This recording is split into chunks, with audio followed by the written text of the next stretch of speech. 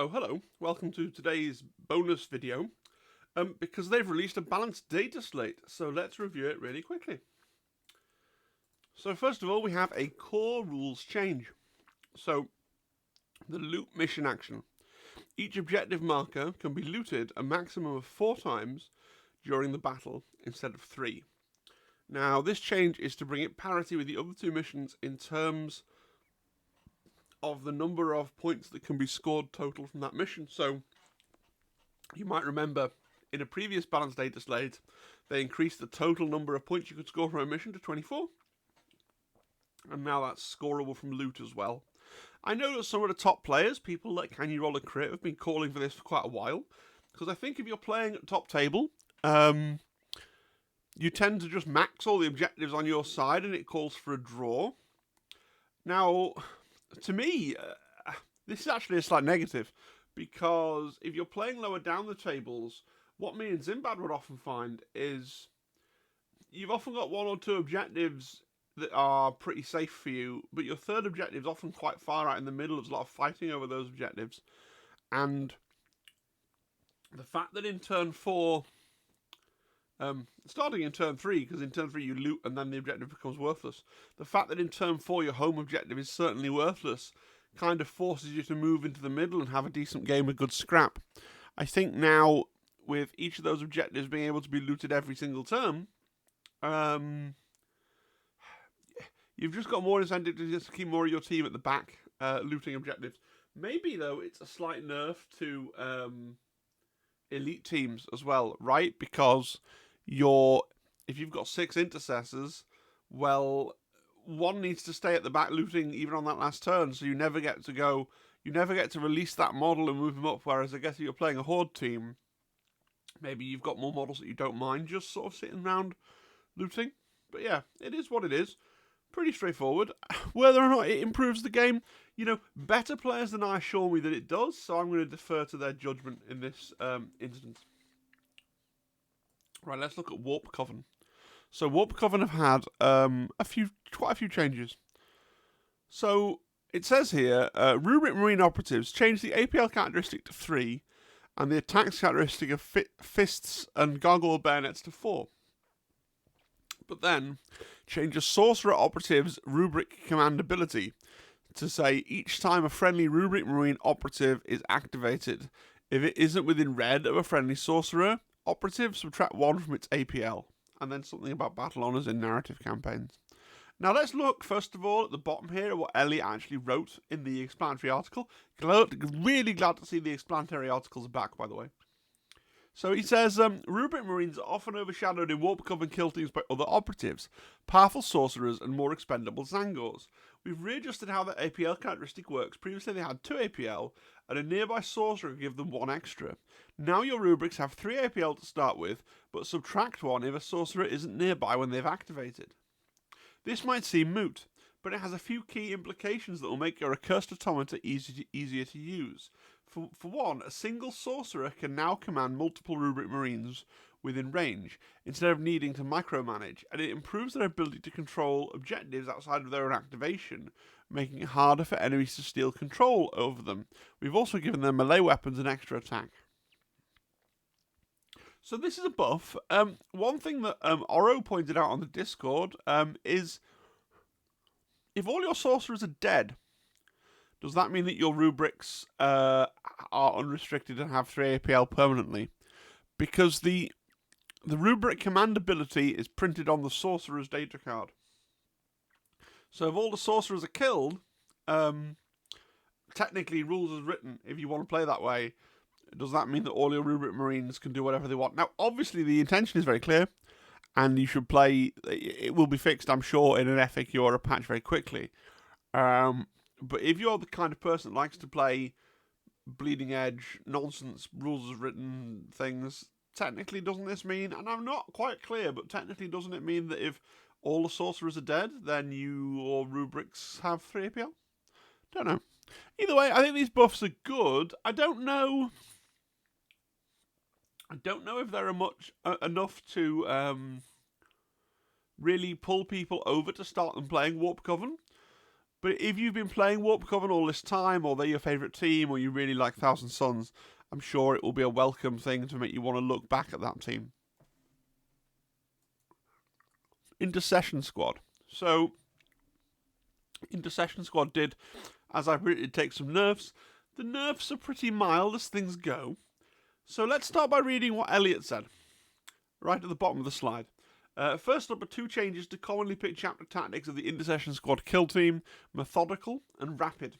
Although this kill team is designed for new players and is consistently the most played kill team, Intercession Squad can still be a tough matchup for those that aren't familiar with them. These changes aim to rebalance those areas in particular.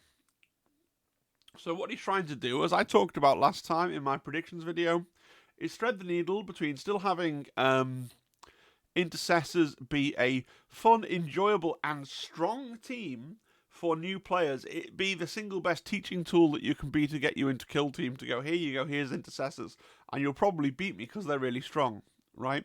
So they're trying to nerf those tools that top players are using while not really altering the core experience of the Intercessors. So let's look at what they've actually done. Rapid now only applies to a normal move action. Previously, it modified your movement characteristic, so you got an extra inch when you charged or fell back. Now you only get it when you're doing a normal move.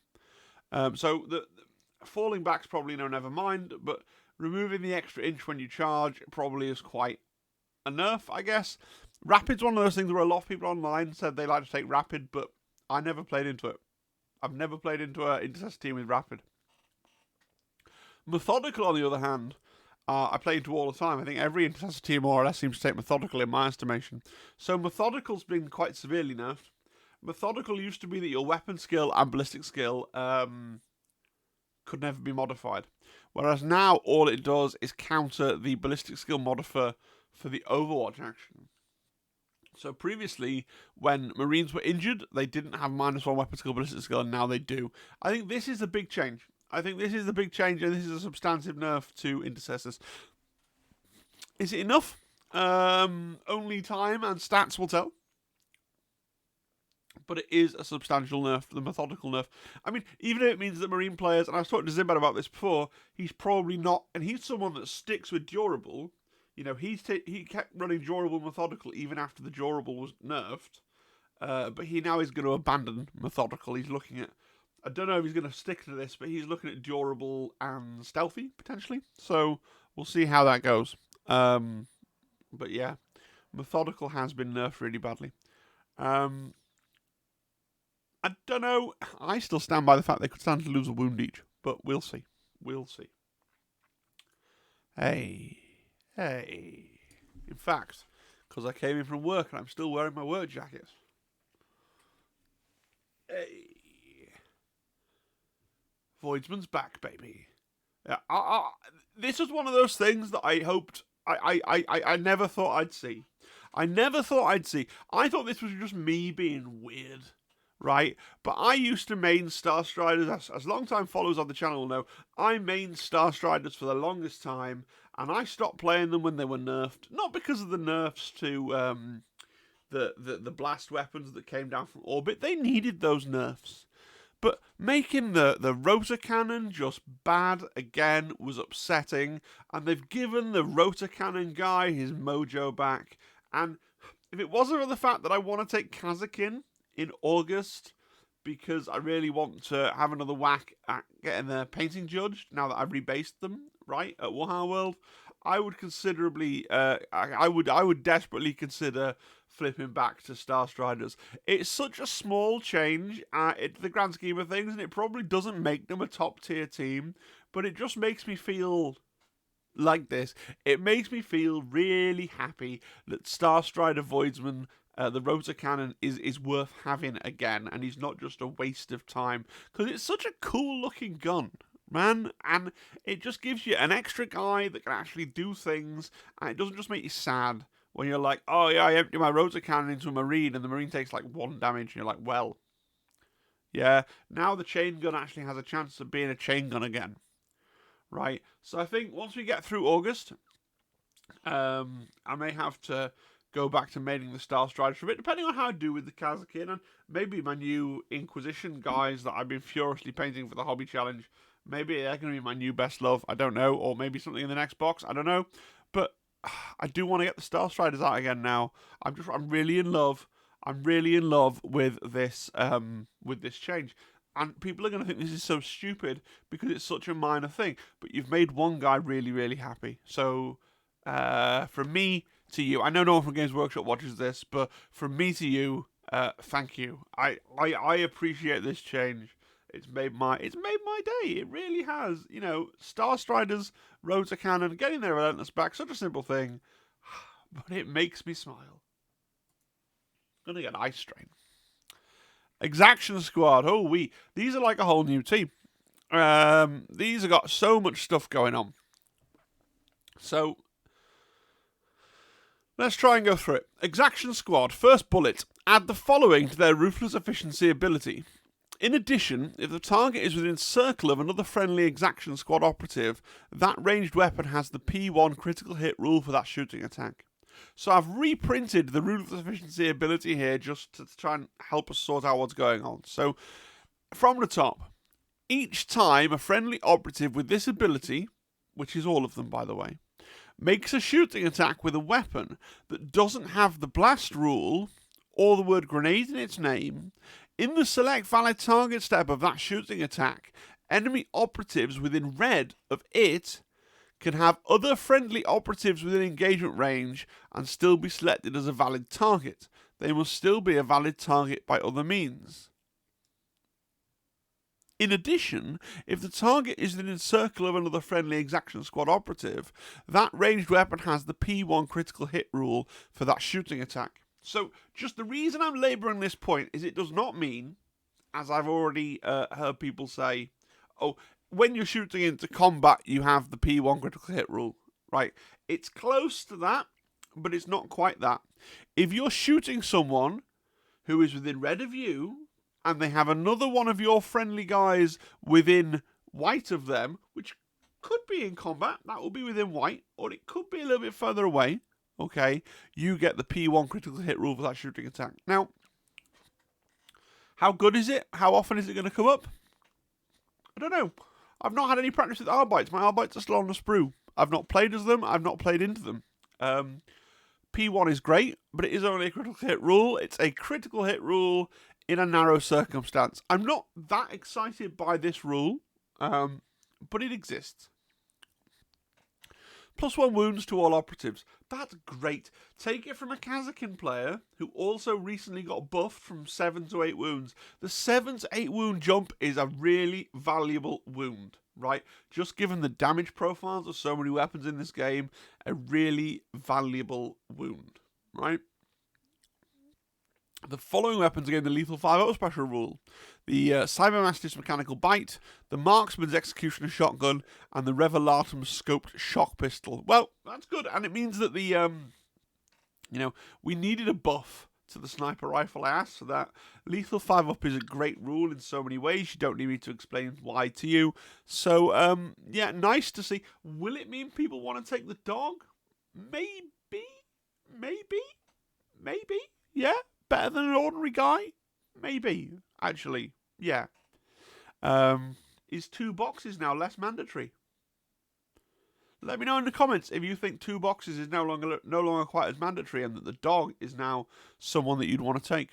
Let me know. And then we've got the Execution Order Tactical Ploy, which has had its cost change. So let's start by reading the Execution Order Tactical Ploy.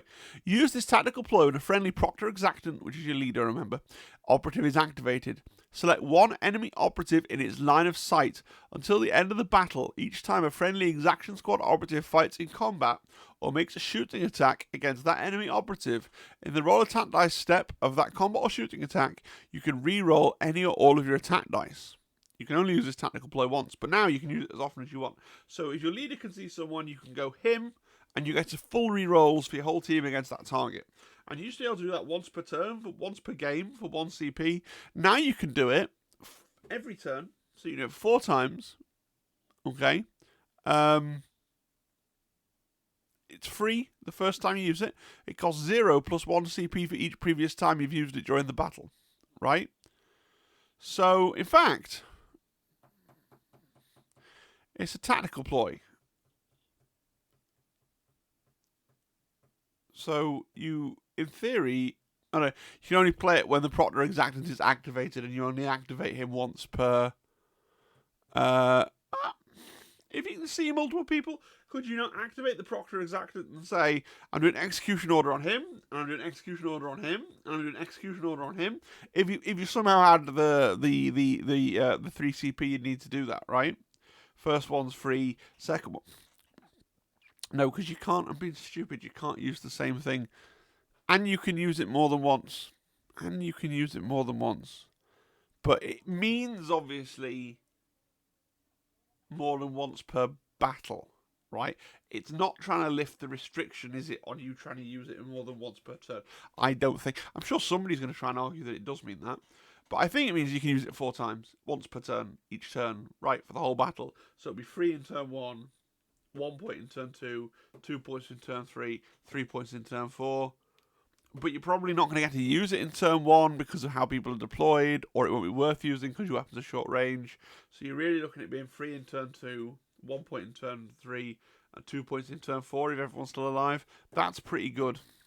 I think Exaction Squad, I hope people are inspired to pick them up and play them and try them now so that we can see if there's an uptick in the data. Yeah. And also, just to flow everything together, Arbites that are allied with Inquisition benefit from Ruthless Efficiency because it's on the data sheet. So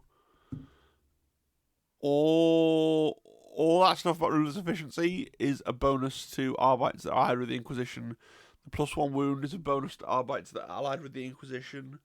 I believe you can have the dog and the Revelatum and the marksman in your Inquisition team as well if you want to. So just bear that in mind as well. We're going to have to say that every time. Every goddamn time we get an update to one of those teams now. The Chaos Cult. So, as I said, these aren't going to get an update. And now I'm wrong, technically, because they've got an update. But they haven't really had an update. Let's read what Elliot has said and it will become clear. Several recent releases aren't covered by this Balance Dataslate, namely the teams in Gallowfall and Ashes of Faith. In particular, the Felgor Ravagers and Chaos Cult kill teams feature some unusual new mechanics to compensate for their limited range weapon options. We want to give those teams a little more time and gather more evidence of the impact of these unique rules before making any rushed balance adjustments. So they know that those two teams, Felgor's Ravagers and Chaos Cult, are potentially unbalanced. Like, they've heard your screams. They just have a policy of letting things go around for a whole quarter before they change them, right? Which is a sensible policy. I will defend that. I think there's a danger that they would have over-nerfed if they'd just done it as a knee-jerk reaction, right? They want the data, and that's laudable, and that's credible. Now, I said this would happen, so I'm surprised that we got any change at all, but when you read what it is and why, it makes sense. That being said, there are a few changes that simply reflect shifts in the general kill team rules. The Chaos Cult Iron Rack's ruinous invigoration ability now reduces damage to a minimum of 3 rather than 2. This is a consistency change. We did the same to similar rules just ploys for Imperial Navy breachers and legionaries.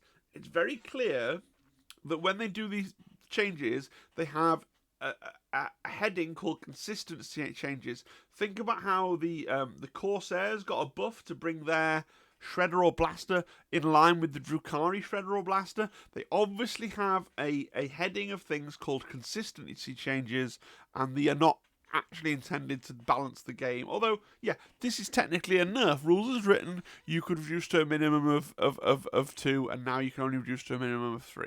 Right? I'm sure there'll be people out there, great souls that you are, that were already playing it this way, that it was clearly going to be FAQ'd. But now it has been changed, so that's the change. Speaking of consistency changes, you know what's not in the Balance Dataslate? Anything for Compendium Silence. So I was wrong about that. Sorry, I was hoping to get some popcorn eating done. Hearthkin Salvagers again. This is one of those consistency changes, but this one is more interesting. This is actually a buff, right? So Halfkin Salvagers had a thing called Steady Advance, which basically said that their movement could never be modified. Now, for everyone except their jump pack guy, they had movement of 2 circle. And so a core rule was your movement can never be modified below 2 circle. So the rule did almost nothing. I think the jump pack guy could benefit from it, but the rule did almost nothing. That rule's gone now, so their movement can be modified, and it's been replaced with, while a friendly Halfkin Salvager operative is performing an all move action, add black to its movement characteristic. So you by default get an extra inch of movement on all your regular dwarves, and I think this means, I didn't check this, but I could be misremembering, but doesn't the jetpack guy have movement 3? So the jetpack guy now has movement 3 plus 1 inch. Just to be really, like, possibly the fastest thing in Kill Team is on the dwarf team. Let me know in the comments if I'm right about that. It doesn't sound right, but I think it is. But technically, you can lose this inch. So if you get injured, you do lose the inch, and then your thing can't be modified to lower than 2 circle. Okay? So again, they're not saying that they're balanced now. They need something else. They probably need more wounds, right? They are supposed to be dwarves. But that will come in the next Balance Dataslate. Final thoughts. They snuck this picture into the article for the Kill Team Balance Dataslate. And it's probably just terrain that they were building in the studio for, for the release of that Leviathan set. But it's certainly some Tyranids in the jungle. Look at them jungle trees. Look at them jungling away on the left-hand side there. Look at them jungling away in the background. Is it a clue? Are they just messing with us? I don't know. But those are some Tyranids in the jungle. Are we getting a Tyranid team? Is the Tyranid team gonna, like, that could be a Compendium Tyranid team, isn't it? I don't know my Tyranids very well, but that's a warrior, isn't it? And some gaunts. Is that what I'm looking at? How do you rate the Balance Dataslate? Let me know in the comments. Or, after I've had my dinner, I'll be live streaming at 7:30 tonight. If you're watching this on the day it uploads, the 27th of June. I had to check my watch to find the month, but yeah. So you can come and talk to me there in the live stream if you want to watch a video and then jump into the live stream because you like my channel that much. Then chances are you should also press the like button, subscribe to the channel, and consider membership. You get a green name in the live streams. You also get some other stuff. Click the join button and watch the sales pitch. Right, that's it. If you're a live stream person, I will see you in a couple of hours, right? And if not, or if you're watching this and it's days later and you're like, oh, I missed a live stream, you can't watch it back. You got to be a member to watch it back. I'm just getting all the sales pitches in today, right? But I hope you enjoyed the video and hope you have a great evening. Bye-bye.